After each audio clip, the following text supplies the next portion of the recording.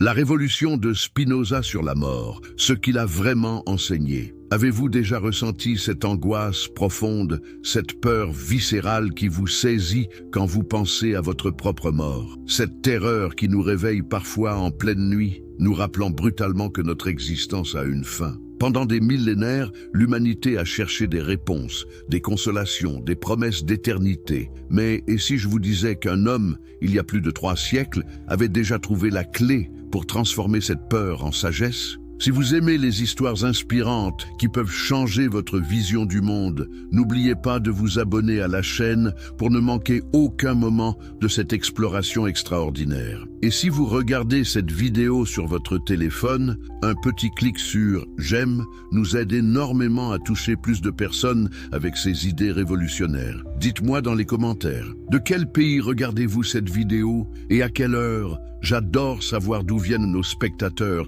et quand ils prennent le temps de réfléchir à ces questions profondes. Aujourd'hui, nous plongeons dans l'univers de Baruch Spinoza, un philosophe dont les idées étaient si dangereuses qu'elles ont été interdites, brûlées et lui-même excommunié de sa propre communauté. Pourquoi ses pensées sur la mort dérangeaient-elles autant? Qu'avait-il découvert de si révolutionnaire que même aujourd'hui, ces idées continuent de bouleverser notre compréhension de l'existence? Préparez-vous à remettre en question tout ce que vous croyez savoir sur la vie, la mort et ce qui donne un sens à notre passage sur cette terre. Qui était Spinoza et pourquoi ses idées étaient-elles si dangereuses? Le philosophe qui osa défier le monde. Imaginez-vous un instant, nous sommes en 1632, à Amsterdam. Dans le quartier juif de Vloeyenburg, naît un enfant qui changera à jamais la façon dont l'humanité pense la mort et la vie éternelle. Mais qui aurait pu prédire qu'un petit garçon de famille marchande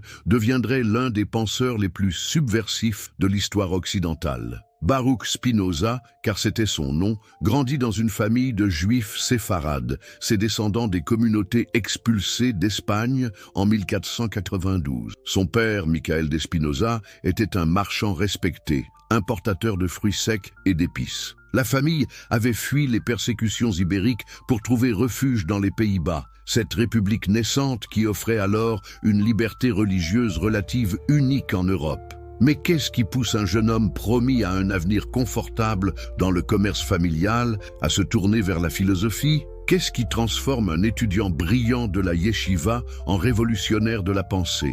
Dès son adolescence, Baruch montre une intelligence exceptionnelle. Il maîtrise parfaitement l'hébreu, étudie le Talmud, mais aussi le latin, cette langue qui lui ouvrira les portes de la philosophie moderne européenne. Le jeune Spinoza découvre les œuvres de Descartes, ce mathématicien philosophe qui révolutionne la pensée de son époque. Il lit Giordano Bruno, ce moine dominicain brûlé vif pour ses idées hérétiques sur l'infini et l'univers. Il s'immerge dans les textes de Maïmonide, ce grand philosophe juif médiéval qui tentait déjà de concilier foi et raison. Mais plus il lit, plus il questionne. Plus il apprend, plus il doute. Est-ce que vous vous souvenez de ce moment dans votre propre vie où vous avez commencé à questionner les vérités qu'on vous avait enseignées depuis l'enfance? Ce moment où les réponses toutes faites ne vous satisfaisaient plus, c'est exactement ce qui arrive à Spinoza vers l'âge de 20 ans. Mais voici où l'histoire devient vraiment fascinante.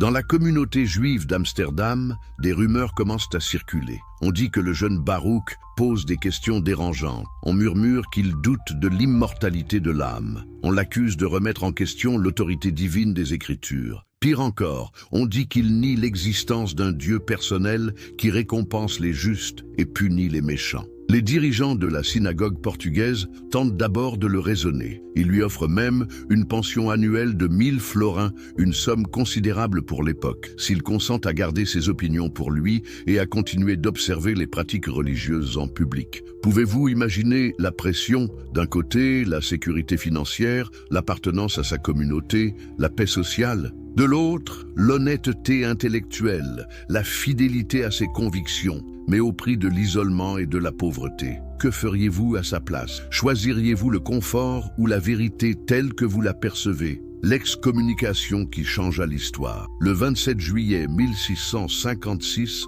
restera à jamais gravé dans l'histoire de la pensée occidentale. Ce jour-là, dans la synagogue portugaise d'Amsterdam, résonne la formule la plus terrible que puisse prononcer la communauté juive, le hérem, l'anathème suprême. Mais ce n'est pas n'importe quel hérem, c'est l'un des plus sévères jamais prononcés, rédigé dans des termes d'une violence inouïe. Écoutez ces mots terrifiants. Par le décret des anges et par la parole des saints, nous excommunions, expulsons, maudissons et anathématisons Baruch de Spinoza, qu'il soit maudit le jour, qu'il soit maudit la nuit, qu'il soit maudit quand il se couche et qu'il soit maudit quand il se lève, qu'il soit maudit quand il sort et qu'il soit maudit quand il rentre. Pourquoi une telle véhémence ? Qu'avait donc dit ou écrit ce jeune homme de 23 ans pour mériter une malédiction si absolue ? Les archives de l'époque restent discrètes sur les accusations précises, mais les historiens ont reconstitué le puzzle. Spinoza aurait déclaré que l'âme meurt avec le corps, que les anges n'existent pas,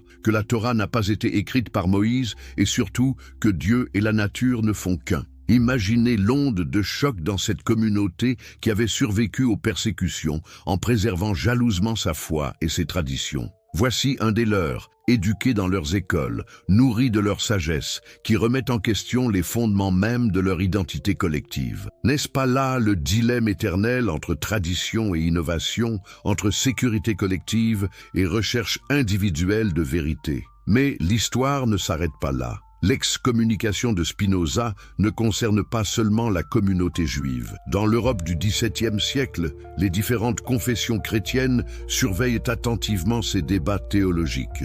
Les idées de Spinoza inquiètent tout autant les catholiques que les protestants. Pourquoi ? Parce qu'elles remettent en cause le fondement même de toute religion révélée, l'existence d'un Dieu transcendant qui interviendrait dans l'histoire humaine. Le jeune homme excommunié se retrouve donc complètement isolé. Plus de famille, plus de communauté, plus de soutien financier. Comment survive-t-il ? Il apprend un métier manuel, polisseur de lentilles optiques. Ironie du sort, celui qui va révolutionner notre vision métaphysique du monde gagne sa vie en améliorant notre vision physique.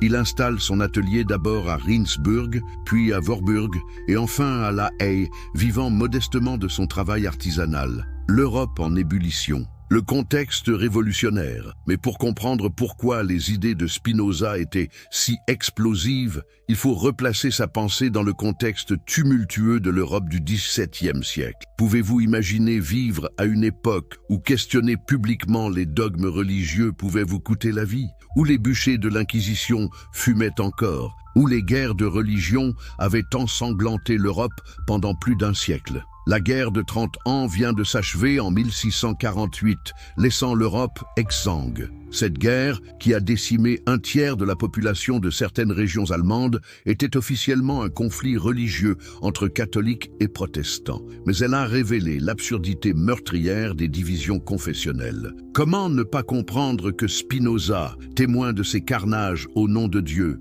ait cherché une conception de la divinité qui ne divise pas mais unifie? Parallèlement, la révolution scientifique bat son plein. Copernic a détrôné la Terre du centre de l'univers. Galilée a pointé sa lunette vers les astres et découvert que la Lune a des cratères, que Jupiter a des lunes, que la Voie lactée est constituée d'étoiles innombrables. Kepler a mathématisé les mouvements planétaires. Newton va bientôt unifier mécanique terrestre et mécanique céleste. Cette révolution scientifique ne concerne pas seulement l'astronomie et la physique, elle transforme radicalement notre vision de la place de l'homme dans l'univers. Si la Terre n'est qu'une planète parmi d'autres, si l'univers est peut-être infini, si les lois naturelles s'appliquent partout de la même façon, que devient l'idée d'une création spécialement conçue pour l'humanité? Que devient la notion de providence divine? Descartes, ce génie français que Spinoza admire et critique à la fois, a tenté de concilier la nouvelle science avec la foi chrétienne, en séparant radicalement l'esprit et la matière. Mais cette solution satisfait-elle vraiment Spinoza? Si l'esprit et la matière sont deux substances distinctes, comment peuvent-ils interagir? Comment l'âme immatérielle peut-elle mouvoir le corps matériel? Et surtout, comment Dieu peut-il être à la fois transcendant et immanent, créateur et providence? La méthode géométrique. une révolution philosophique. Ici commence la véritable révolution spinoziste. Au lieu de se contenter de critiquer les philosophies existantes, Spinoza décide de reconstruire entièrement la philosophie sur des bases nouvelles. Mais comment procéder ? Comment éviter les pièges du dogmatisme religieux et les illusions du sens commun? Sa réponse est géniale dans sa simplicité, appliquée à la philosophie, la méthode qui a fait le succès de la géométrie euclidienne. Vous souvenez-vous de vos cours de mathématiques? Euclide part de définitions claires et d'axiomes évidents pour en déduire, par des démonstrations rigoureuses, des théorèmes de plus en plus complexes. Pourquoi ne pas procéder de même en philosophie? C'est ainsi que naît l'éthique démontrée suivant l'ordre géométrique, cette œuvre monumentale que Spinoza élabore pendant des années et qui ne sera publiée qu'après sa mort. Imaginez, au lieu de nous livrer ses opinions ou ses intuitions, Spinoza nous propose un système philosophique aussi rigoureux qu'une démonstration mathématique. Première définition, par cause de soi, j'entends ce dont l'essence enveloppe l'existence. Autrement dit, ce dont la nature ne peut être conçue sinon comme existante. Deuxième définition. Est dite finie en son genre, la chose qui peut être limitée par une autre de même nature, et ainsi de suite, définition après définition, axiome après axiome, proposition après proposition. Mais pourquoi cette méthode était-elle si révolutionnaire ? Parce qu'elle prétendait éliminer complètement l'arbitraire et la subjectivité de la réflexion philosophique. Plus besoin de révélation divine, plus besoin d'autorité traditionnelle, plus besoin d'intuition mystique. La seule autorité reconnue par Spinoza, c'est la raison démonstrative, cette faculté que partagent tous les êtres humains indépendamment de leur origine, de leur culture, de leur religion. Ne voyez-vous pas à quel point cette approche était subversive? Elle impliquait que n'importe qui, en suivant correctement les démonstrations,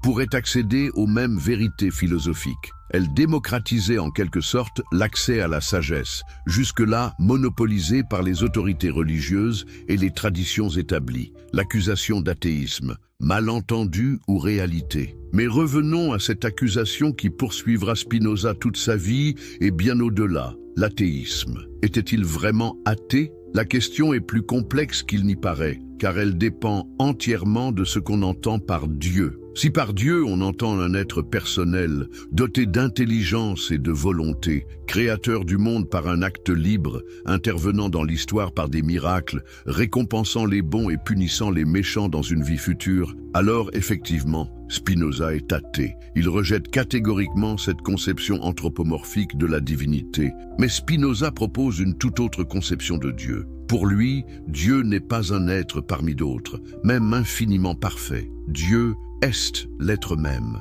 la substance unique dont toutes choses ne sont que des modifications passagères. Dieu n'est pas séparé de la nature. Il laisse la nature considérée dans sa totalité et sa nécessité. D'où sa formule célèbre « Deus sive natura », Dieu ou la nature. Cette identification de Dieu et de la nature vous paraît-elle blasphématoire ou au contraire profondément religieuse? Spinoza lui-même se considère comme profondément religieux. Il parle d'un amour intellectuel de Dieu, qui constitue selon lui la plus haute forme de béatitude accessible à l'être humain. Mais cet amour ne s'adresse pas à un Dieu personnel qui nous aimerait en retour. Il s'adresse à la totalité de l'être, à cette nécessité universelle dont nous faisons partie. Comprenez-vous pourquoi cette conception était si dérangeante? Elle supprimait d'un coup tous les intermédiaires entre l'être humain et le divin. Plus de prophètes, plus de prêtres, plus de sacrements, plus d'églises. Chaque être humain porte en lui une parcelle de divinité, puisqu'il est lui-même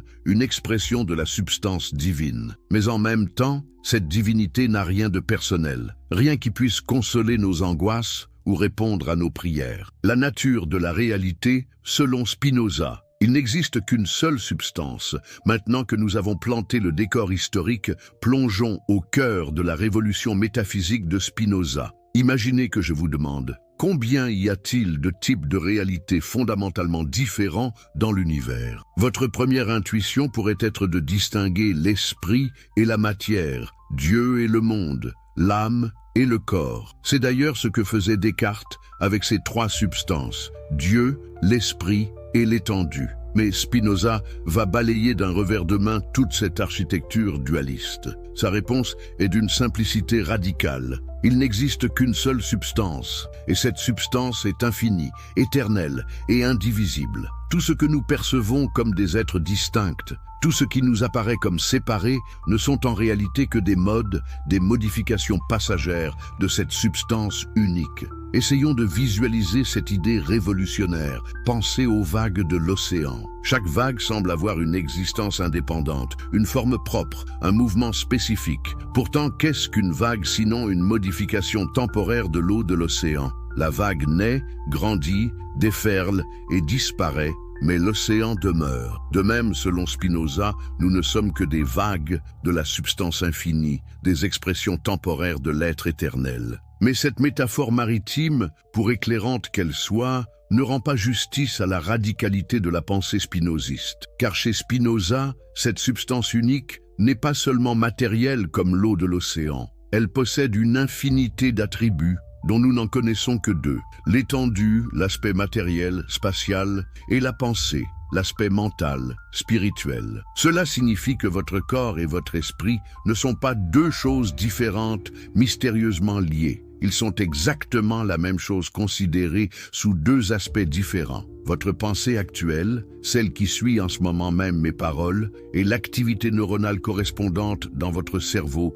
ce sont deux façons de décrire le même événement unique. Un seul événement, deux descriptions possibles, comme les deux faces d'une même pièce de monnaie. Ne trouvez-vous pas cette vision à la fois troublante et libératrice ? Troublante parce qu'elle dissout notre sentiment d'être des individus séparés et autonomes. Libératrice parce qu'elle nous révèle que nous participons intimement à la réalité fondamentale de l'univers, le déterminisme universel. Sommes-nous vraiment libres? Cette conception moniste de la réalité entraîne une conséquence philosophique majeure qui dérange encore aujourd'hui bien des consciences, le déterminisme universel. Si tout n'est que modification d'une substance unique, régie par des lois nécessaires, qu'advient-il de notre libre arbitre? Qu'advient-il de notre responsabilité morale? Spinoza ne recule pas devant cette implication radicale. Pour lui, tout ce qui arrive nécessairement, selon un enchaînement rigoureux de causes et d'effets.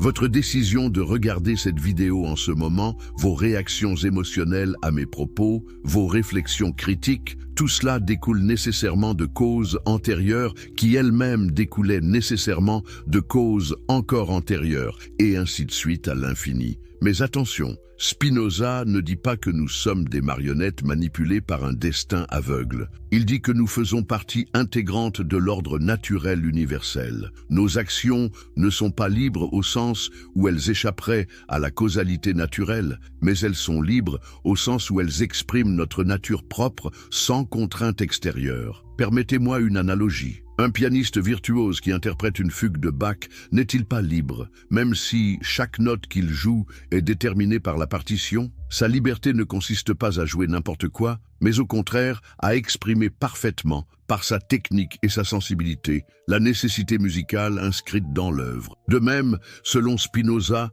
notre liberté consiste à comprendre et à accepter joyeusement la nécessité qui nous constitue. Cette vision déterministe vous choque-t-elle? Avez-vous l'impression qu'elle vide l'existence de son sens? Ou au contraire, y trouvez-vous une forme de paix, celle qui vient de l'acceptation de ce qui ne peut être changé et de l'action sage dans les limites de ce qui nous est possible? L'unité corps-esprit, une révolution anthropologique. L'une des implications les plus révolutionnaires du système spinoziste concerne notre compréhension de l'être humain. Depuis Platon, la tradition philosophique occidentale avait tendance à considérer l'homme comme un être double, une âme spirituelle temporairement emprisonnée dans un corps matériel. Cette conception dualiste nourrissait l'espoir d'une survie de l'âme après la mort du corps. Spinoza dynamite complètement cette vision. Pour lui, il n'y a pas d'un côté un corps et de l'autre un esprit. Il y a une seule et même réalité individuelle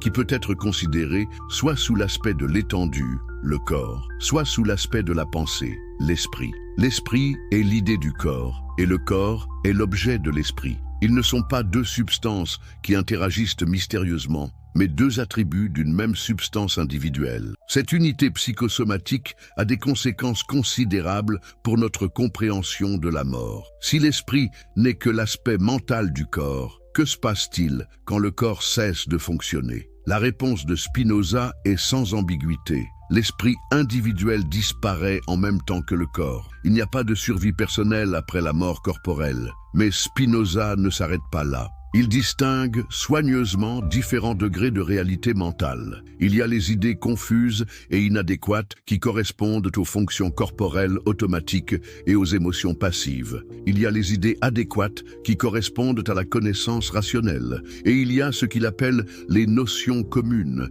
et les idées éternelles qui participent de la vérité intemporelle. Voici où la pensée de Spinoza devient subtile et consolante. Si nos idées inadéquates et nos émotions personnelles meurent effectivement avec notre corps, les vérités que nous avons comprises, la sagesse que nous avons acquise, l'amour désintéressé que nous avons cultivé, tout cela participe de l'éternité. Pas d'une éternité temporelle, mais d'une éternité logique, celle des vérités mathématiques ou des principes moraux universels. Cette distinction vous semble-t-elle artificielle ou au contraire profondément juste? N'avez-vous jamais eu le sentiment, dans un moment de compréhension particulièrement limpide ou d'émotion particulièrement pure, de toucher à quelque chose qui transcende votre existence individuelle? L'éternité dans le temps. Un paradoxe spinoziste. Ici, nous touchons à l'un des aspects les plus mystérieux et les plus beaux de la philosophie spinoziste, sa conception de l'éternité. Pour la plupart d'entre nous,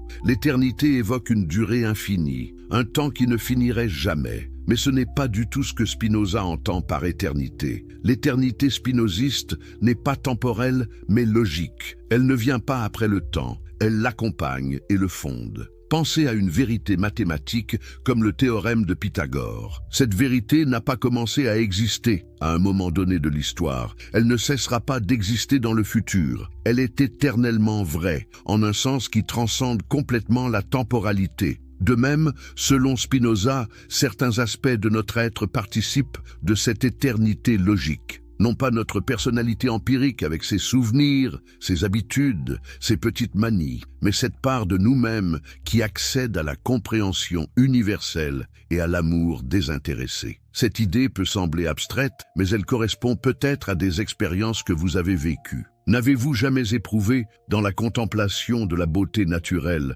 dans l'émotion esthétique, dans un élan de compassion universelle, le sentiment de sortir du temps ordinaire et de participer à quelque chose d'éternel? Ces moments où votre petite conscience individuelle semble se dissoudre dans une compréhension ou un amour plus vaste. Spinoza nous invite à cultiver de tels moments, à développer cette part éternelle de nous-mêmes, non pas dans l'espoir d'une survie personnelle après la mort, mais pour la béatitude que procure dès maintenant cette participation à l'éternité. C'est ce qu'il appelle l'amour intellectuel de Dieu, cette forme suprême de sagesse qui consiste à aimer la totalité de l'être pour elle-même, sans arrière-pensée personnelle. Ce qui arrive vraiment quand nous mourrons, la dissolution de l'individualité. Arrivons maintenant au cœur de notre sujet. Que se passe-t-il réellement, selon Spinoza, au moment de la mort? Ici, le philosophe hollandais nous oblige à regarder la réalité en face, sans les consolations illusoires des religions traditionnelles, mais aussi sans le désespoir nihiliste qui pourrait en découler. Commençons par ce qui disparaît à la mort. Votre individualité telle que vous la connaissez, cette organisation particulière de souvenirs, d'habitudes, de désirs, d'espoir et de craintes qui constitue votre personnalité unique, cette individualité s'évanouit complètement avec la cessation des fonctions corporelles. Il n'y a pas de petit « moi » qui survivrait quelque part, pas de conscience personnelle qui continuerait son existence dans un autre plan de réalité. Cette perspective vous terrifie-t-elle? Ou au contraire, y trouvez-vous une forme de soulagement? Soulagement de savoir que vos souffrances actuelles, vos angoisses, vos regrets, vos ressentiments, tout ce fardeau psychologique qui pèse parfois si lourdement sur votre existence, tout cela aura une fin définitive. Spinoza nous invite à considérer cette dissolution de l'individualité non comme une catastrophe, mais comme un retour naturel à l'ordre universel. Nous émergeons de la substance infinie comme une vague émerge de l'océan. Nous déployons notre existence particulière pendant un temps, puis nous nous résorbons dans la totalité dont nous ne nous étions jamais vraiment séparés. Mais cette résorption n'est pas un anéantissement pur et simple. Les éléments qui nous constituent retournent au grand cycle des transformations naturelles. La matière de notre corps nourrit d'autres formes de vie. L'énergie qui nous animait se redistribue selon les lois éternelles de la thermodynamique. Et surtout, tout ce que nous avons apporté au monde par nos actions, nos créations, nos relations, continue à produire ses effets dans la chaîne infinie des causes et des conséquences. N'est-ce pas là une forme subtile d'immortalité? Non pas l'immortalité de la conscience personnelle, mais celle de notre contribution à l'évolution universelle. Chaque parole que vous avez prononcée, chaque geste que vous avez accompli, chaque pensée que vous avez partagée continue à résonner dans le monde, se propageant de proche en proche selon les lois immuables de l'interaction universelle, ce qui demeure. La part éternelle de l'homme. Mais Spinoza ne s'arrête pas à cette vision matérialiste de la dissolution post-mortem. Sa conception de l'éternité lui permet d'introduire une nuance cruciale qui sauve sa philosophie du nihilisme pur. Certains aspects de notre être participent effectivement de l'éternité, mais pas de la façon dont nous l'imaginons habituellement. Reprenons l'analogie mathématique. Quand Pythagore a découvert son fameux théorème, il a mis au jour une vérité qui existait de toute éternité et qui continuera d'exister même si l'humanité disparaît. Cette vérité ne dépend pas de l'existence temporelle de Pythagore, elle transcende complètement sa biographie personnelle. De même, selon Spinoza, les vérités que nous découvrons, les valeurs que nous incarnons, les amours désintéressés que nous cultivons participent de cette éternité logique. Mais attention, cette éternité n'est pas une survie personnelle au sens habituel du terme. Ce n'est pas vous qui survivez, c'est ce qu'il y a d'universel et de nécessaire dans vos pensées et vos actions qui rejoint le trésor éternel de la sagesse humaine. Vos découvertes scientifiques, vos créations artistiques, vos gestes de bonté désintéressés, votre contribution à l'élévation morale et intellectuelle de l'humanité, tout cela participe de l'éternité spinoziste. Cette distinction peut sembler subtile, mais elle est fondamentale. Spinoza ne promet pas la survie de votre ego avec ses attachements narcissiques. Il nous révèle que la part la plus noble de nous-mêmes, celle qui transcende déjà maintenant les limites de l'individualité égoïste, cette part-là est éternelle, non pas au futur, mais dès maintenant et pour toujours. Pourquoi ne pas avoir peur? Face à cette vision de la mort comme dissolution définitive de la personnalité individuelle, pourquoi Spinoza nous recommande-t-il de ne pas avoir peur? Sa réponse est d'une logue, la révolution de Spinoza sur la mort, ce qu'il a vraiment enseigné. Introduction. Avez-vous déjà ressenti cette angoisse profonde, cette peur viscérale qui vous saisit quand vous pensez à votre propre mort? Cette terreur qui nous réveille parfois en pleine nuit, nous rappelant brutalement que notre existence a une fin. Pendant des millénaires, l'humanité a cherché des réponses, des consolations, des promesses d'éternité. Mais et si je vous disais qu'un homme, il y a plus de 3 siècles, avait déjà trouvé la clé pour transformer cette peur en sagesse? Si vous aimez les histoires inspirantes qui peuvent changer votre vision du monde, n'oubliez pas de vous abonner à la chaîne pour ne manquer aucun moment de cette exploration extraordinaire. Et si vous regardez cette vidéo sur votre téléphone, un petit clic sur « J'aime » nous aide énormément à toucher plus de personnes avec ces idées révolutionnaires. Dites-moi dans les commentaires, de quel pays regardez-vous cette vidéo et à quelle heure? J'adore savoir d'où viennent nos spectateurs et quand ils prennent le temps de réfléchir à ces questions profondes. Aujourd'hui, nous plongeons dans l'univers de Baruch Spinoza, un philosophe dont les idées étaient si dangereuses qu'elles ont été interdites, brûlées et lui-même excommunié de sa propre communauté. Pourquoi ses pensées sur la mort dérangeaient-elles autant? Qu'avait-il découvert de si révolutionnaire que même aujourd'hui, ces idées continuent de bouleverser notre compréhension de l'existence? Préparez-vous à remettre en question tout ce que vous croyez savoir sur la vie, la mort et ce qui donne un sens à notre passage sur cette terre. Qui était Spinoza et pourquoi ses idées étaient-elles si dangereuses? Le philosophe qui osa défier le monde. Imaginez-vous un instant, nous sommes en 1632, à Amsterdam. Dans le quartier juif de Vloeyenburg, naît un enfant qui changera à jamais la façon dont l'humanité pense la mort et la vie éternelle. Mais qui aurait pu prédire qu'un petit garçon de famille marchande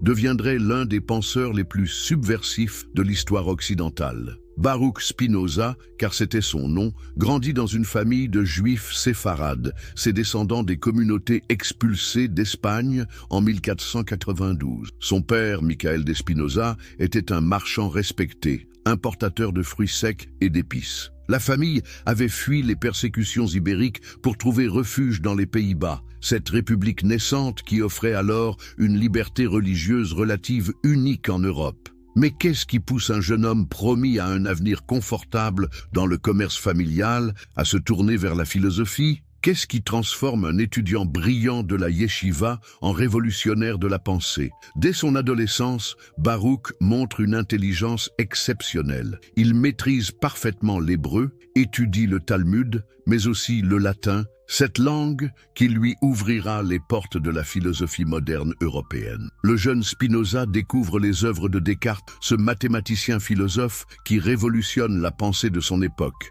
Il lit Giordano Bruno, ce moine dominicain brûlé vif pour ses idées hérétiques sur l'infini et l'univers. Il s'immerge dans les textes de Maïmonide, ce grand philosophe juif médiéval qui tentait déjà de concilier foi et raison. Mais plus il lit, plus il questionne. Plus il apprend, plus il doute. Est-ce que vous vous souvenez de ce moment dans votre propre vie où vous avez commencé à questionner les vérités qu'on vous avait enseignées depuis l'enfance? Ce moment où les réponses toutes faites ne vous satisfaisaient plus, c'est exactement ce qui arrive à Spinoza vers l'âge de 20 ans. Mais voici où l'histoire devient vraiment fascinante. Dans la communauté juive d'Amsterdam, des rumeurs commencent à circuler. On dit que le jeune Baruch pose des questions dérangeantes. On murmure qu'il doute de l'immortalité de l'âme. On l'accuse de remettre en question l'autorité divine des Écritures. Pire encore, on dit qu'il nie l'existence d'un Dieu personnel qui récompense les justes et punit les méchants. Les dirigeants de la synagogue portugaise tentent d'abord de le raisonner. Ils lui offrent même une pension annuelle de 1000 florins, une somme considérable pour l'époque, s'il consent à garder ses opinions pour lui et à continuer d'observer les pratiques religieuses en public. Pouvez-vous imaginer la pression? D'un côté, la sécurité financière, l'appartenance à sa communauté, la paix sociale. De l'autre, l'honnêteté intellectuelle, la fidélité à ses convictions, mais au prix de l'isolement et de la pauvreté. Que feriez-vous à sa place? Choisiriez-vous le confort ou la vérité telle que vous la percevez? L'excommunication qui changea l'histoire. Le 27 juillet 1656 restera à jamais gravé dans l'histoire de la pensée occidentale. Ce jour-là, dans la synagogue portugaise d'Amsterdam, résonne la formule la plus terrible que puisse prononcer la communauté juive, le hérem, l'anathème suprême. Mais ce n'est pas n'importe quel hérem, c'est l'un des plus sévères jamais prononcés, rédigé dans des termes d'une violence inouïe. Écoutez ces mots terrifiants. Par le décret des anges et par la parole des saints, nous excommunions, expulsons, maudissons et anathématisons Baruch de Spinoza, qu'il soit maudit le jour, qu'il soit maudit la nuit, qu'il soit maudit quand il se couche et qu'il soit maudit quand il se lève, qu'il soit maudit quand il sort et qu'il soit maudit quand il rentre. Pourquoi une telle véhémence? Qu'avait donc dit ou écrit ce jeune homme de 23 ans pour mériter une malédiction si absolue? Les archives de l'époque restent discrètes sur les accusations précises, mais les historiens ont reconstitué le puzzle. Spinoza aurait déclaré que l'âme meurt avec le corps, que les anges n'existent pas, que la Torah n'a pas été écrite par Moïse et surtout que Dieu et la nature ne font qu'un. Imaginez l'onde de choc dans cette communauté qui avait survécu aux persécutions en préservant jalousement sa foi et ses traditions. Voici un des leurs, éduqués dans leurs écoles, nourris de leur sagesse, qui remettent en question les fondements mêmes de leur identité collective. N'est-ce pas là le dilemme éternel entre tradition et innovation, entre sécurité collective et recherche individuelle de vérité? Mais l'histoire ne s'arrête pas là.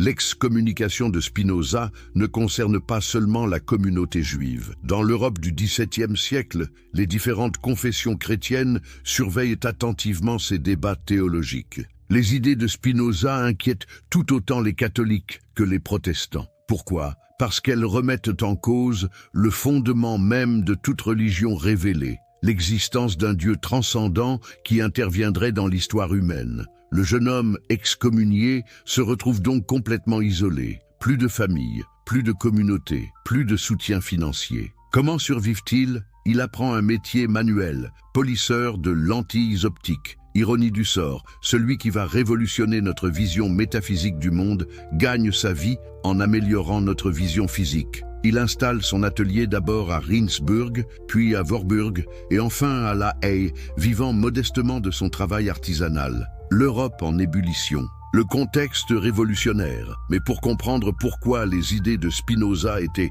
si explosives, il faut replacer sa pensée dans le contexte tumultueux de l'Europe du XVIIe siècle. Pouvez-vous imaginer vivre à une époque où questionner publiquement les dogmes religieux pouvait vous coûter la vie, où les bûchers de l'Inquisition fumaient encore, où les guerres de religion avaient ensanglanté l'Europe pendant plus d'un siècle? La guerre de 30 ans vient de s'achever en 1648, laissant l'Europe exsangue. Cette guerre, qui a décimé un tiers de la population de certaines régions allemandes, était officiellement un conflit religieux entre catholiques et protestants. Mais elle a révélé l'absurdité meurtrière des divisions confessionnelles. Comment ne pas comprendre que Spinoza, témoin de ces carnages au nom de Dieu, ait cherché une conception de la divinité qui ne divise pas mais unifie? Parallèlement, la révolution scientifique bat son plein. Copernic a détrôné la Terre du centre de l'univers. Galilée a pointé sa lunette vers les astres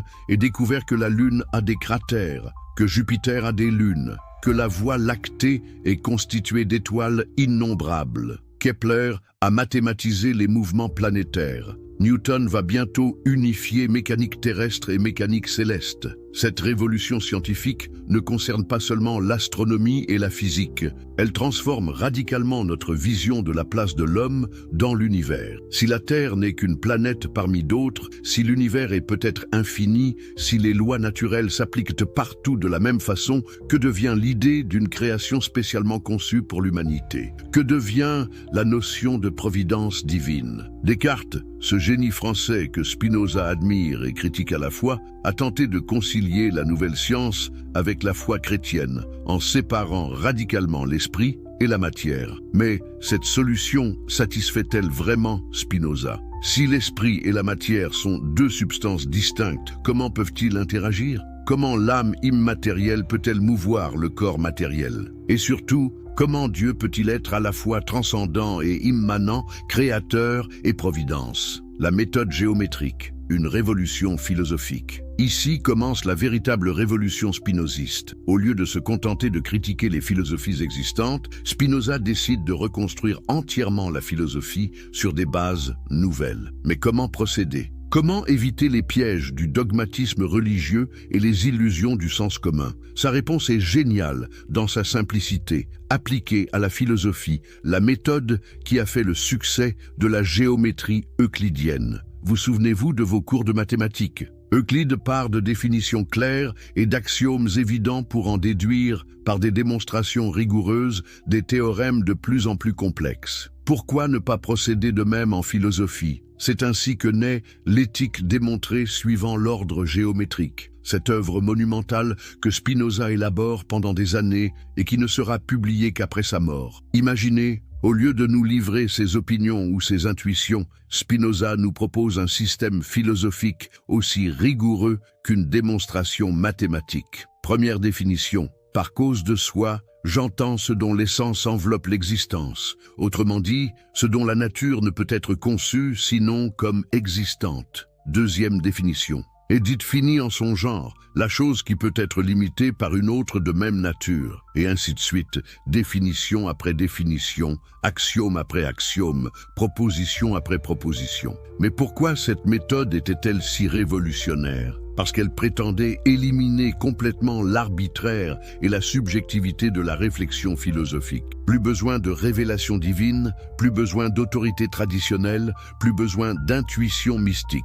La seule autorité reconnue par Spinoza, c'est la raison démonstrative, cette faculté que partagent tous les êtres humains indépendamment de leur origine, de leur culture, de leur religion. Ne voyez-vous pas à quel point cette approche était subversive? Elle impliquait que n'importe qui, en suivant correctement les démonstrations, pourrait accéder aux mêmes vérités philosophiques. Elle démocratisait en quelque sorte l'accès à la sagesse, jusque-là monopolisée par les autorités religieuses et les traditions établies. L'accusation d'athéisme, malentendu ou réalité. Mais revenons à cette accusation qui poursuivra Spinoza toute sa vie et bien au-delà. L'athéisme. Était-il vraiment athée? La question est plus complexe qu'il n'y paraît, car elle dépend entièrement de ce qu'on entend par Dieu. Si par Dieu on entend un être personnel, doté d'intelligence et de volonté, créateur du monde par un acte libre, intervenant dans l'histoire par des miracles,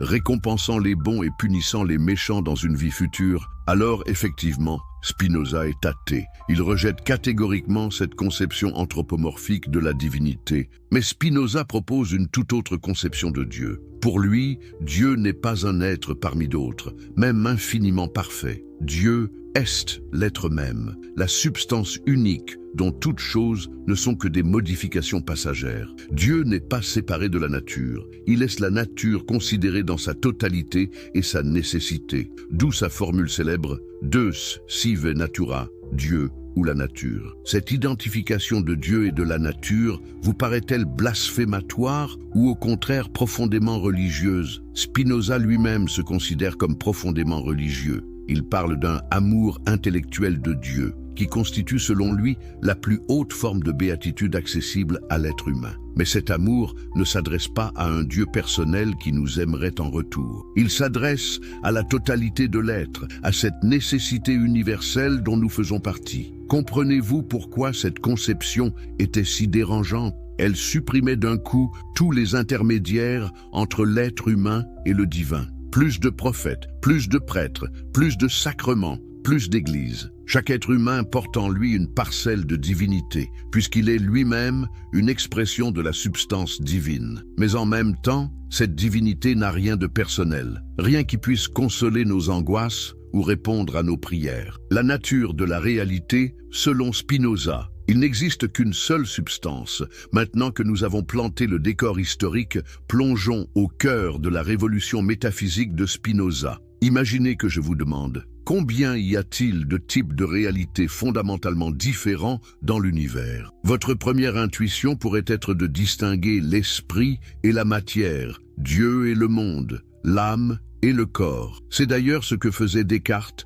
avec ses trois substances, Dieu, l'esprit et l'étendue. Mais Spinoza va balayer d'un revers de main toute cette architecture dualiste. Sa réponse est d'une simplicité radicale. Il n'existe qu'une seule substance, et cette substance est infinie, éternelle et indivisible. Tout ce que nous percevons comme des êtres distincts, tout ce qui nous apparaît comme séparé, ne sont en réalité que des modes, des modifications passagères de cette substance unique. Essayons de visualiser cette idée révolutionnaire. Pensez aux vagues de l'océan. Chaque vague semble avoir une existence indépendante, une forme propre, un mouvement spécifique. Pourtant, qu'est-ce qu'une vague sinon une modification temporaire de l'eau de l'océan? La vague naît, grandit, déferle et disparaît, mais l'océan demeure. De même, selon Spinoza, nous ne sommes que des vagues de la substance infinie, des expressions temporaires de l'être éternel. Mais cette métaphore maritime, pour éclairante qu'elle soit,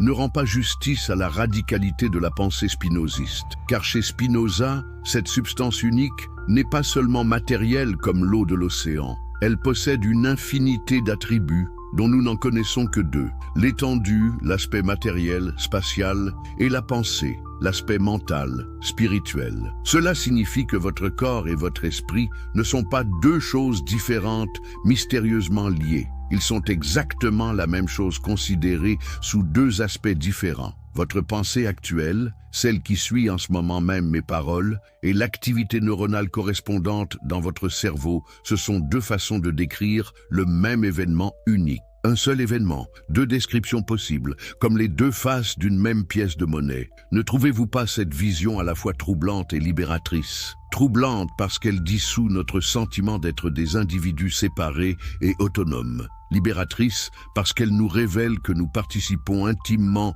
à la réalité fondamentale de l'univers, le déterminisme universel. Sommes-nous vraiment libres? Cette conception moniste de la réalité entraîne une conséquence philosophique majeure qui dérange encore aujourd'hui bien des consciences, le déterminisme universel. Si tout n'est que modification d'une substance unique, régie par des lois nécessaires, qu'advient-il de notre libre arbitre? Qu'advient-il de notre responsabilité morale? Spinoza ne recule pas devant cette implication radicale. Pour lui, tout ce qui arrive nécessairement, selon un enchaînement rigoureux de causes et d'effets. Votre décision de regarder cette vidéo en ce moment, vos réactions émotionnelles à mes propos, vos réflexions critiques, tout cela découle nécessairement de causes antérieures qui elles-mêmes découlaient nécessairement de causes encore antérieures, et ainsi de suite à l'infini. Mais attention, Spinoza ne dit pas que nous sommes des marionnettes manipulées par un destin aveugle.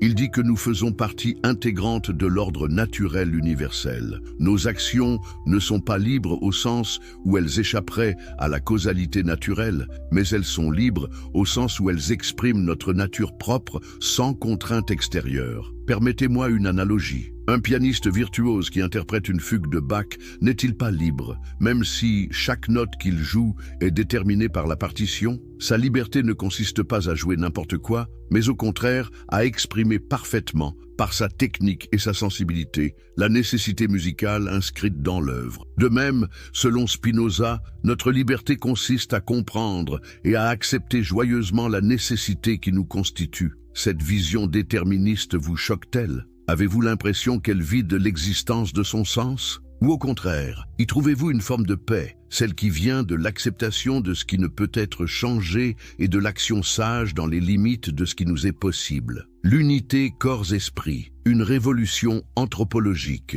L'une des implications les plus révolutionnaires du système spinoziste concerne notre compréhension de l'être humain. Depuis Platon, la tradition philosophique occidentale avait tendance à considérer l'homme comme un être double, une âme spirituelle temporairement emprisonnée dans un corps matériel. Cette conception dualiste nourrissait l'espoir d'une survie de l'âme après la mort du corps. Spinoza dynamite complètement cette vision. Pour lui, il n'y a pas d'un côté un corps et de l'autre un esprit. Il y a une seule et même réalité individuelle qui peut être considérée soit sous l'aspect de l'étendue, le corps, soit sous l'aspect de la pensée, l'esprit. L'esprit est l'idée du corps et le corps est l'objet de l'esprit. Ils ne sont pas deux substances qui interagissent mystérieusement, mais deux attributs d'une même substance individuelle. Cette unité psychosomatique a des conséquences considérables pour notre compréhension de la mort. Si l'esprit n'est que l'aspect mental du corps, que se passe-t-il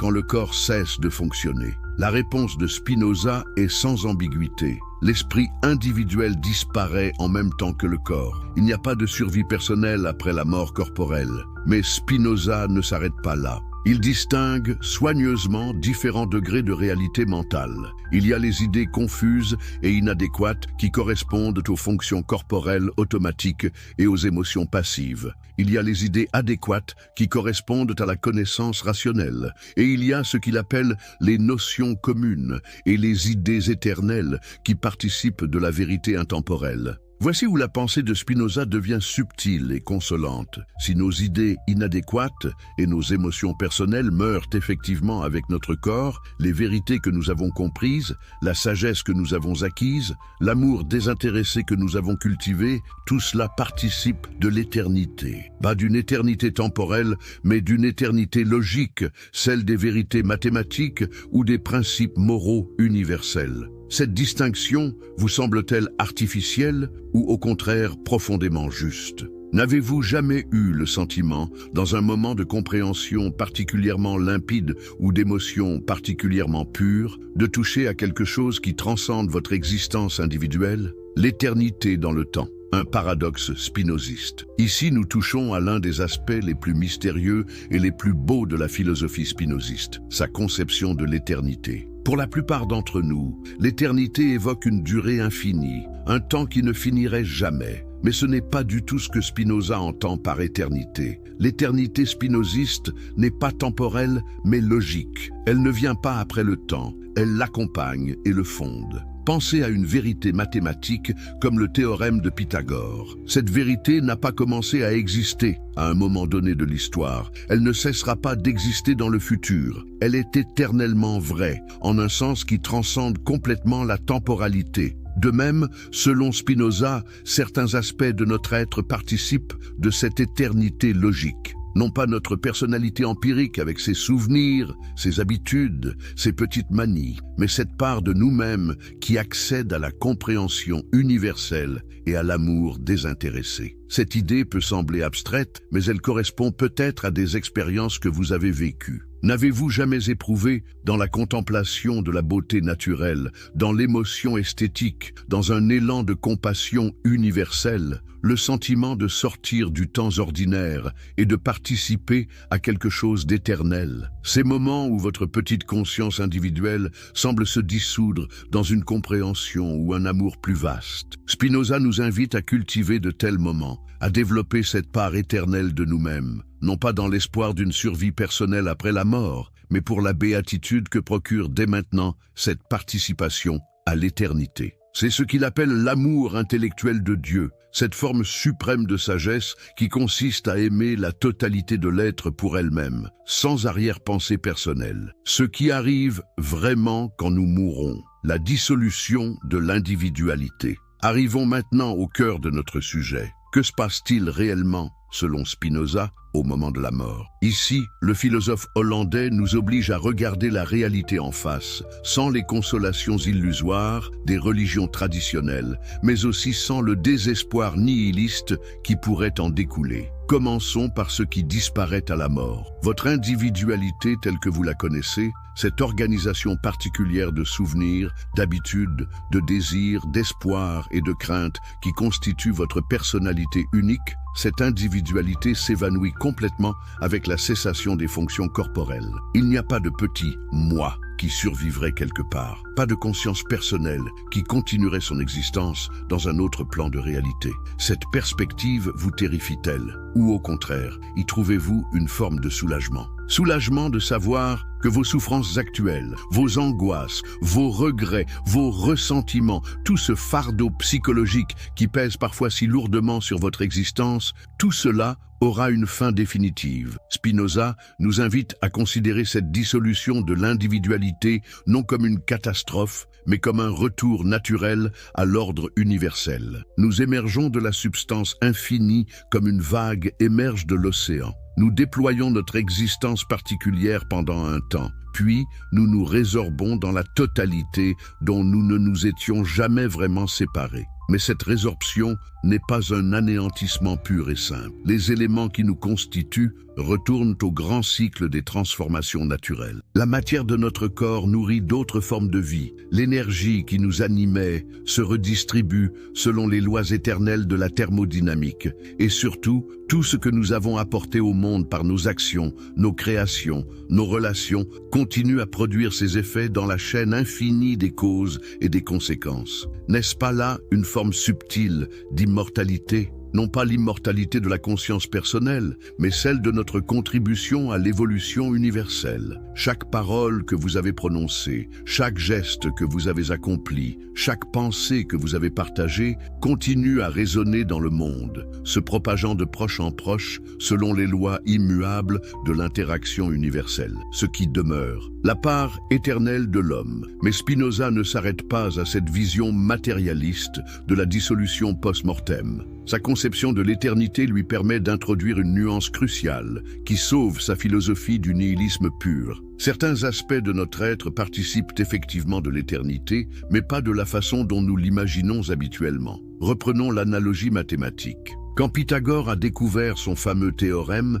il a mis au jour une vérité qui existait de toute éternité et qui continuera d'exister même si l'humanité disparaît. Cette vérité ne dépend pas de l'existence temporelle de Pythagore, elle transcende complètement sa biographie personnelle. De même, selon Spinoza, les vérités que nous découvrons, les valeurs que nous incarnons, les amours désintéressés que nous cultivons participent de cette éternité logique. Mais attention, cette éternité n'est pas une survie personnelle au sens habituel du terme. Ce n'est pas vous qui survivez, c'est ce qu'il y a d'universel et de nécessaire dans vos pensées et vos actions qui rejoint le trésor éternel de la sagesse humaine. Vos découvertes scientifiques, vos créations artistiques, vos gestes de bonté désintéressés, votre contribution à l'élévation morale et intellectuelle de l'humanité, tout cela participe de l'éternité spinoziste. Cette distinction peut sembler subtile, mais elle est fondamentale. Spinoza ne promet pas la survie de votre ego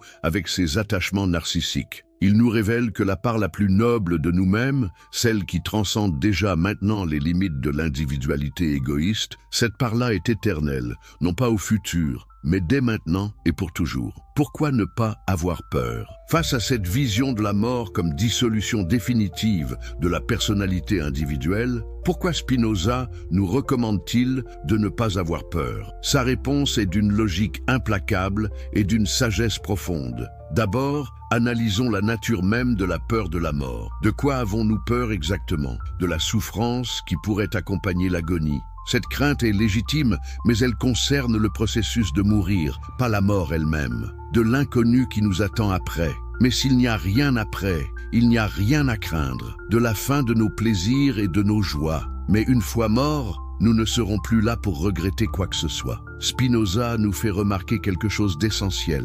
Nous ne souffrons pas d'avoir été inexistants avant notre naissance. Pourquoi souffririons-nous de redevenir inexistants après notre mort? Cette symétrie temporelle révèle l'irrationalité fondamentale de notre angoisse mortelle. Nous projetons imaginairement notre conscience présente dans un état post-mortem où, par définition, elle ne sera plus là pour éprouver quoi que ce soit. La peur de la mort naît donc de ce que Spinoza appelle une idée inadéquate, une confusion de l'imagination qui mélange l'état de conscience actuel avec l'état de non-conscience future. C'est comme si nous imaginions que nous allions assister à notre propre inexistence, ce qui est évidemment contradictoire, mais il y a plus profond encore. La peur de la mort révèle souvent notre attachement excessif à notre ego individuel, notre difficulté à concevoir la réalité autrement que du point de vue de notre perspective personnelle limitée. Spinoza nous invite à élargir notre vision,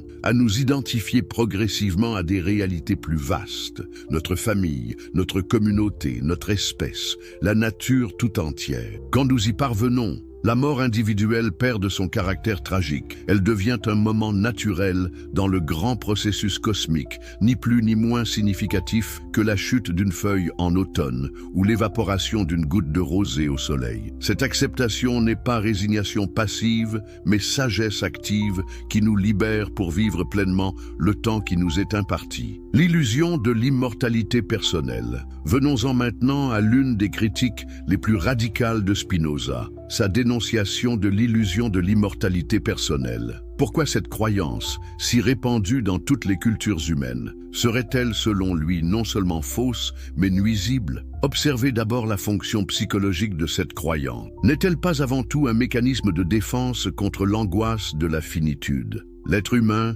seul animal conscient de sa mortalité, a développé cette stratégie cognitive pour rendre supportable la perspective de sa propre fin. Mais cette stratégie a un prix. Elle nous détourne de l'investissement plein et entier dans notre existence présente. Pensez-y, si vous étiez absolument certain de vivre éternellement, quelle urgence auriez-vous à réaliser vos projets, à exprimer votre amour, à développer votre sagesse?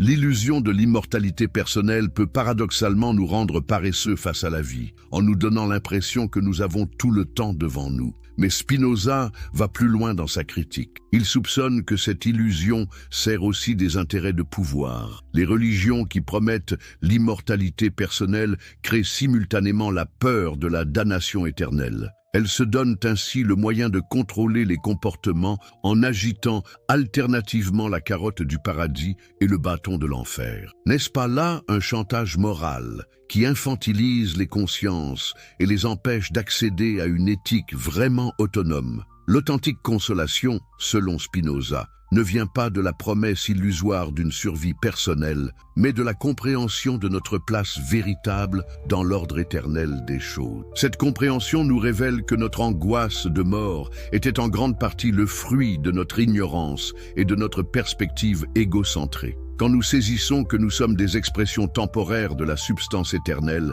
des notes dans la symphonie infinie de l'être, notre rapport à la mortalité se transforme radicalement. Nous cessons de vivre dans la terreur de perdre quelque chose qui de toute façon n'était qu'une illusion de séparation. Nous commençons à vivre dans la joie de participer, le temps qui nous est donné, à cette danse universelle de la création et de la destruction. La mort comme transformation, non comme anéantissement. Mais Spinoza ne nous invite pas seulement à accepter intellectuellement la mortalité. Il nous propose une vision alternative qui, sans tomber dans les illusions religieuses traditionnelles, redonne du sens et de la beauté au phénomène de la mort. Selon sa métaphysique moniste, rien dans l'univers ne se crée ni ne se détruit vraiment. Tout se transforme selon les lois éternelles de la nature. La substance unique déploie ses modifications selon un rythme cosmique qui dépasse infiniment notre compréhension, mais auquel nous participons intimement à chaque instant de notre existence. Notre mort individuelle s'inscrit donc dans ce processus universel de transformation. Les atomes qui constituent actuellement votre corps ont déjà eu une histoire de milliards d'années avant de s'organiser temporairement dans la forme que vous êtes. Ils continueront leur parcours cosmique longtemps après la dissolution de votre organisation corporelle actuelle. N'y a-t-il pas quelque chose de sublime dans cette participation à l'aventure matérielle universelle? De même, les idées que vous pensez, les émotions que vous ressentez, les valeurs que vous incarnez, ne naissent pas de rien et ne retournent pas au néant. Elles s'inscrivent dans l'histoire collective de la conscience humaine, contribuant à cette accumulation progressive de sagesse et de beauté qui caractérise l'évolution culturelle de notre espèce. Votre mort ne sera donc pas un anéantissement, mais une métamorphose. Métamorphose de la matière qui vous constitue, métamorphose de l'énergie qui vous anime, métamorphose des influences que vous avez exercées sur votre environnement humain et naturel. Cette vision vous semble-t-elle consolante ou au contraire dérisoire? Trouvez-vous du réconfort dans l'idée de cette continuité cosmique ou avez-vous besoin de quelque chose de plus personnel pour donner un sens à votre existence? Spinoza lui-même reconnaît que cette vision demande un effort considérable d'élargissement de notre perspective habituelle. Nous sommes naturellement attachés à notre point de vue individuel et il est difficile de s'identifier spontanément à des processus qui nous dépassent si largement. Mais il nous assure que cet effort en vaut la peine, car il nous libère de la prison de l'ego et nous ouvre à une béatitude d'un ordre supérieur. Cette béatitude spinoziste n'est pas l'extase mystique qui nous ferait oublier notre condition humaine. C'est la joie lucide qui naît de la compréhension de notre vraie nature et de notre vraie place dans l'univers. C'est la paix qui vient de l'acceptation aimante de ce qui est, y compris de notre propre finitude temporelle. Êtes-vous prêt à entreprendre ce voyage philosophique qui pourrait transformer radicalement votre rapport à l'existence et à la mort? Êtes-vous disposé à abandonner les consolations illusoires pour accéder à une forme plus haute de sérénité? C'est le défi que nous lance Spinoza à travers les siècles, et c'est peut-être le plus beau cadeau qu'un philosophe puisse nous offrir. La révolution de Spinoza sur la mort, ce qu'il a vraiment enseigné. Introduction. Avez-vous déjà ressenti cette angoisse profonde, cette peur viscérale qui vous saisit quand vous pensez à votre propre mort? Cette terreur qui nous réveille parfois en pleine nuit, nous rappelant brutalement que notre existence a une fin. Pendant des millénaires, l'humanité a cherché des réponses, des consolations, des promesses d'éternité. Mais et si je vous disais qu'un homme, il y a plus de 3 siècles, avait déjà trouvé la clé pour transformer cette peur en sagesse? Si vous aimez les histoires inspirantes qui peuvent changer votre vision du monde, n'oubliez pas de vous abonner à la chaîne pour ne manquer aucun moment de cette exploration extraordinaire. Et si vous regardez cette vidéo sur votre téléphone, un petit clic sur « J'aime » nous aide énormément à toucher plus de personnes avec ces idées révolutionnaires. Dites-moi dans les commentaires, de quel pays regardez-vous cette vidéo et à quelle heure? J'adore savoir d'où viennent nos spectateurs et quand ils prennent le temps de réfléchir à ces questions profondes. Aujourd'hui, nous plongeons dans l'univers de Baruch Spinoza, un philosophe dont les idées étaient si dangereuses qu'elles ont été interdites, brûlées et lui-même excommunié de sa propre communauté. Pourquoi ses pensées sur la mort dérangeaient-elles autant? Qu'avait-il découvert de si révolutionnaire que même aujourd'hui, ses idées continuent de bouleverser notre compréhension de l'existence? Préparez-vous à remettre en question tout ce que vous croyez savoir sur la vie, la mort et ce qui donne un sens à notre passage sur cette terre. Qui était Spinoza et pourquoi ses idées étaient-elles si dangereuses? Le philosophe qui osa défier le monde. Imaginez-vous un instant, nous sommes en 1632, à Amsterdam. Dans le quartier juif de Vloeienburg, naît un enfant qui changera à jamais la façon dont l'humanité pense la mort et la vie éternelle. Mais qui aurait pu prédire qu'un petit garçon de famille marchande deviendrait l'un des penseurs les plus subversifs de l'histoire occidentale? Baruch Spinoza, car c'était son nom, grandit dans une famille de juifs séfarades, ses descendants des communautés expulsées d'Espagne en 1492. Son père, Michael de Spinoza, était un marchand respecté, importateur de fruits secs et d'épices. La famille avait fui les persécutions ibériques pour trouver refuge dans les Pays-Bas, cette république naissante qui offrait alors une liberté religieuse relative unique en Europe. Mais qu'est-ce qui pousse un jeune homme promis à un avenir confortable dans le commerce familial à se tourner vers la philosophie? Qu'est-ce qui transforme un étudiant brillant de la yeshiva en révolutionnaire de la pensée? Dès son adolescence, Baruch montre une intelligence exceptionnelle. Il maîtrise parfaitement l'hébreu, étudie le Talmud, mais aussi le latin, cette langue qui lui ouvrira les portes de la philosophie moderne européenne. Le jeune Spinoza découvre les œuvres de Descartes, ce mathématicien philosophe qui révolutionne la pensée de son époque. Il lit Giordano Bruno, ce moine dominicain brûlé vif pour ses idées hérétiques sur l'infini et l'univers. Il s'immerge dans les textes de Maïmonide, ce grand philosophe juif médiéval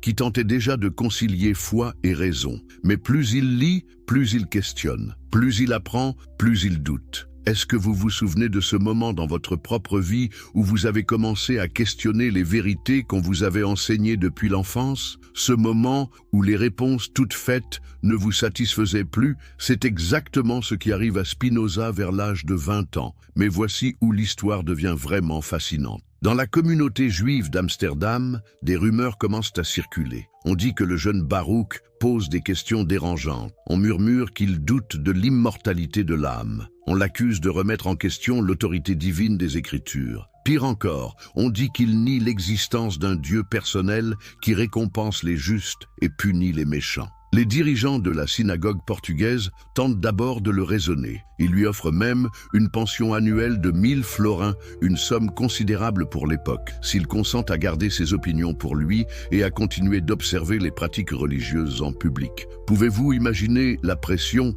D'un côté, la sécurité financière, l'appartenance à sa communauté, la paix sociale. De l'autre, l'honnêteté intellectuelle, la fidélité à ses convictions, mais au prix de l'isolement et de la pauvreté. Que feriez-vous à sa place? Choisiriez-vous le confort ou la vérité telle que vous la percevez? L'excommunication qui changea l'histoire. Le 27 juillet 1656 restera à jamais gravé dans l'histoire de la pensée occidentale. Ce jour-là, dans la synagogue portugaise d'Amsterdam, résonne la formule la plus terrible que puisse prononcer la communauté juive, le hérem, l'anathème suprême. Mais ce n'est pas n'importe quel hérem, c'est l'un des plus sévères jamais prononcés, rédigé dans des termes d'une violence inouïe. Écoutez ces mots terrifiants. Par le décret des anges et par la parole des saints, nous excommunions, expulsons, maudissons et anathématisons Baruch de Spinoza, qu'il soit maudit le jour, qu'il soit maudit la nuit, qu'il soit maudit quand il se couche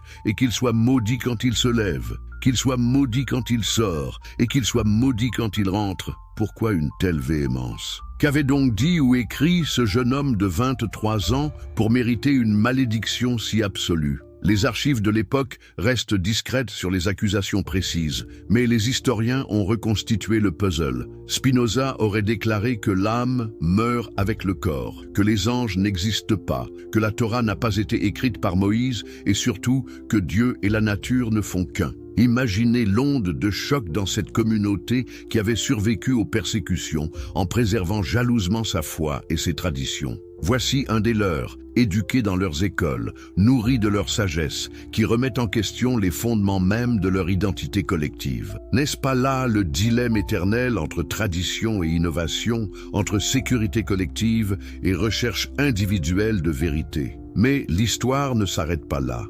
L'excommunication de Spinoza ne concerne pas seulement la communauté juive. Dans l'Europe du XVIIe siècle, les différentes confessions chrétiennes surveillent attentivement ces débats théologiques. Les idées de Spinoza inquiètent tout autant les catholiques que les protestants. Pourquoi? Parce qu'elles remettent en cause le fondement même de toute religion révélée, l'existence d'un Dieu transcendant qui interviendrait dans l'histoire humaine. Le jeune homme excommunié se retrouve donc complètement isolé. Plus de famille, plus de communauté, plus de soutien financier. Comment survive-t-il? Il apprend un métier manuel, polisseur de lentilles optiques. Ironie du sort, celui qui va révolutionner notre vision métaphysique du monde gagne sa vie en améliorant notre vision physique. Il installe son atelier d'abord à Rindsburg, puis à Voorburg et enfin à La Haye, vivant modestement de son travail artisanal. L'Europe en ébullition. Le contexte révolutionnaire. Mais pour comprendre pourquoi les idées de Spinoza étaient si explosives,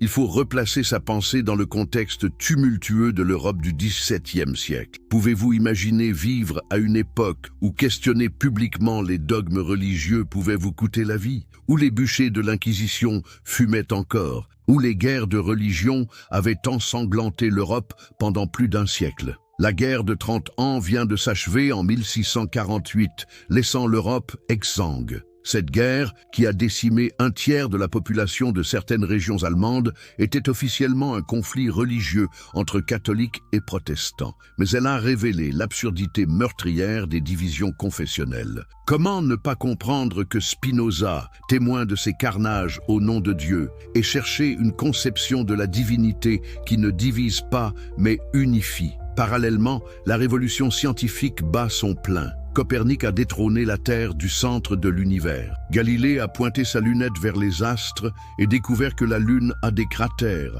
que Jupiter a des lunes, que la Voie lactée est constituée d'étoiles innombrables. Kepler a mathématisé les mouvements planétaires. Newton va bientôt unifier mécanique terrestre et mécanique céleste. Cette révolution scientifique ne concerne pas seulement l'astronomie et la physique, elle transforme radicalement notre vision de la place de l'homme dans l'univers. Si la Terre n'est qu'une planète parmi d'autres, si l'univers est peut-être infini, si les lois naturelles s'appliquent partout de la même façon, que devient l'idée d'une création spécialement conçue pour l'humanité? Que devient la notion de providence divine? Descartes, ce génie français que Spinoza admire et critique à la fois, a tenté de concilier la nouvelle science avec la foi chrétienne, en séparant radicalement l'esprit et la matière. Mais cette solution satisfait-elle vraiment Spinoza? Si l'esprit et la matière sont deux substances distinctes, comment peuvent-ils interagir? Comment l'âme immatérielle peut-elle mouvoir le corps matériel? Et surtout, comment Dieu peut-il être à la fois transcendant et immanent, créateur et providence? La méthode géométrique, une révolution philosophique. Ici commence la véritable révolution spinoziste. Au lieu de se contenter de critiquer les philosophies existantes, Spinoza décide de reconstruire entièrement la philosophie sur des bases nouvelles. Mais comment procéder? Comment éviter les pièges du dogmatisme religieux et les illusions du sens commun? Sa réponse est géniale dans sa simplicité, appliquée à la philosophie, la méthode qui a fait le succès de la géométrie euclidienne. Vous souvenez-vous de vos cours de mathématiques? Euclide part de définitions claires et d'axiomes évidents pour en déduire, par des démonstrations rigoureuses, des théorèmes de plus en plus complexes. Pourquoi ne pas procéder de même en philosophie? C'est ainsi que naît l'éthique démontrée suivant l'ordre géométrique. cette œuvre monumentale que Spinoza élabore pendant des années et qui ne sera publiée qu'après sa mort. Imaginez, au lieu de nous livrer ses opinions ou ses intuitions,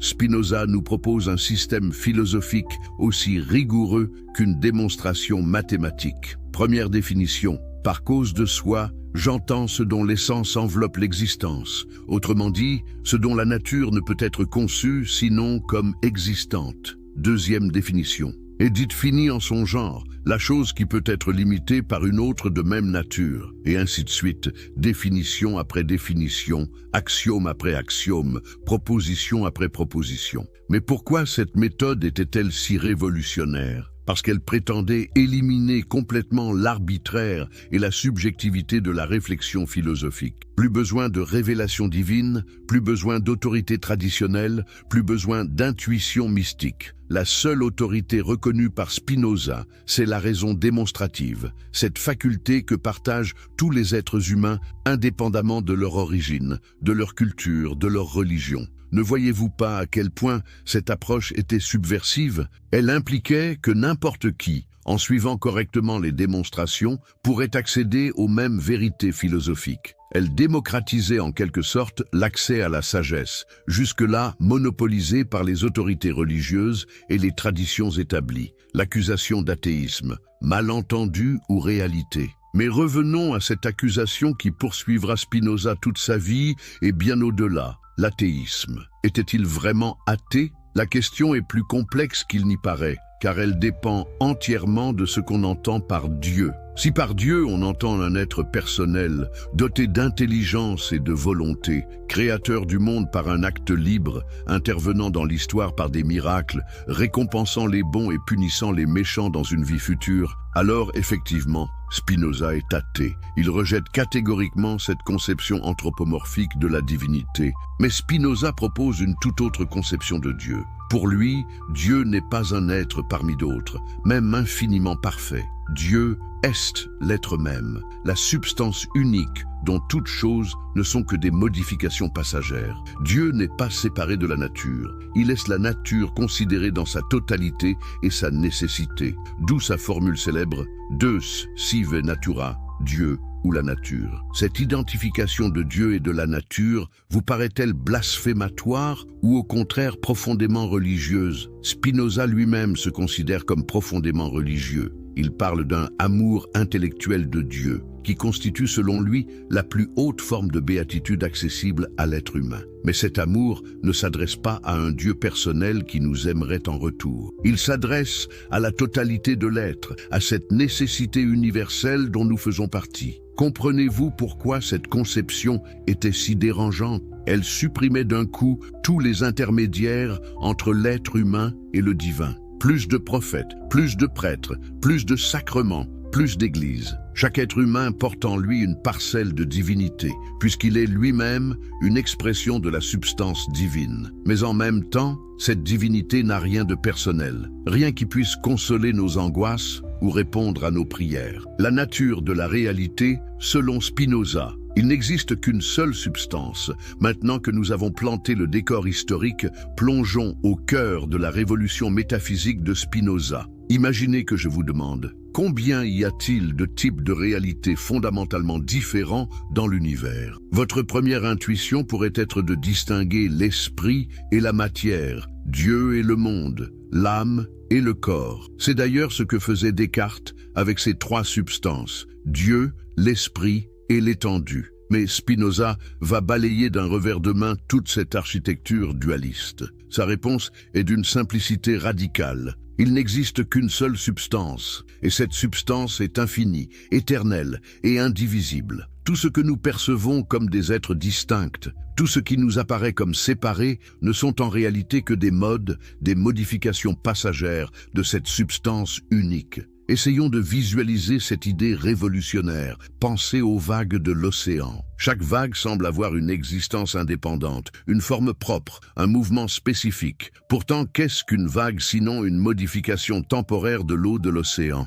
La vague naît, grandit, déferle et disparaît, mais l'océan demeure. De même, selon Spinoza, nous ne sommes que des vagues de la substance infinie, des expressions temporaires de l'être éternel. Mais cette métaphore maritime, pour éclairante qu'elle soit, ne rend pas justice à la radicalité de la pensée spinoziste. Car chez Spinoza, cette substance unique n'est pas seulement matérielle comme l'eau de l'océan. Elle possède une infinité d'attributs dont nous n'en connaissons que deux: l'étendue, l'aspect matériel, spatial, et la pensée, l'aspect mental, spirituel.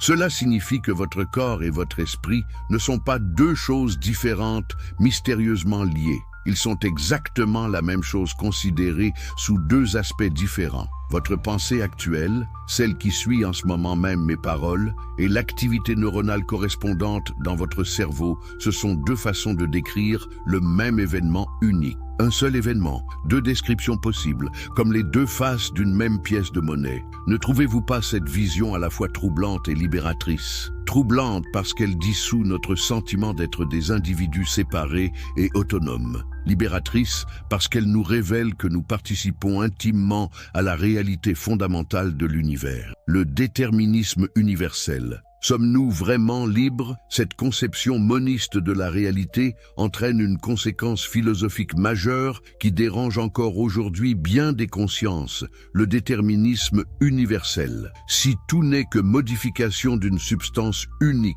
régie par des lois nécessaires, qu'advient-il de notre libre arbitre? Qu'advient-il de notre responsabilité morale? Spinoza ne recule pas devant cette implication radicale. Pour lui, tout ce qui arrive arrive nécessairement, selon un enchaînement rigoureux de causes et d'effets. Votre décision de regarder cette vidéo en ce moment, vos réactions émotionnelles à mes propos, vos réflexions critiques, tout cela découle nécessairement de causes antérieures qui elles-mêmes découlaient nécessairement de causes encore antérieures, et ainsi de suite à l'infini. Mais attention, Spinoza ne dit pas que nous sommes des marionnettes manipulées par un destin aveugle. Il dit que nous faisons partie intégrante de l'ordre naturel universel. Nos actions ne sont pas libres au sens où elles échapperaient à la causalité naturelle, mais elles sont libres au sens où elles expriment notre nature propre sans contrainte extérieure. Permettez-moi une analogie. Un pianiste virtuose qui interprète une fugue de Bach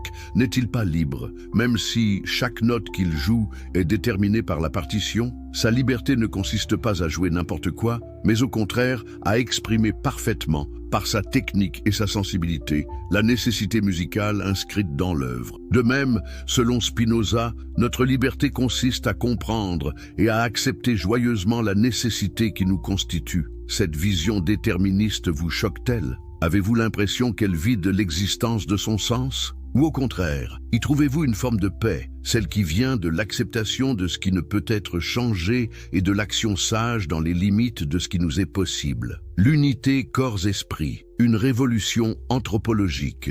L'une des implications les plus révolutionnaires du système spinoziste concerne notre compréhension de l'être humain. Depuis Platon, la tradition philosophique occidentale avait tendance à considérer l'homme comme un être double, une âme spirituelle temporairement emprisonnée dans un corps matériel. Cette conception dualiste nourrissait l'espoir d'une survie de l'âme après la mort du corps. Spinoza dynamite complètement cette vision. Pour lui, il n'y a pas d'un côté un corps et de l'autre un esprit. Il y a une seule et même réalité individuelle qui peut être considérée soit sous l'aspect de l'étendue, le corps, soit sous l'aspect de la pensée, l'esprit. L'esprit est l'idée du corps et le corps est l'objet de l'esprit. Ils ne sont pas deux substances qui interagissent mystérieusement, mais deux attributs d'une même substance individuelle. Cette unité psychosomatique a des conséquences considérables pour notre compréhension de la mort. Si l'esprit n'est que l'aspect mental du corps, que se passe-t-il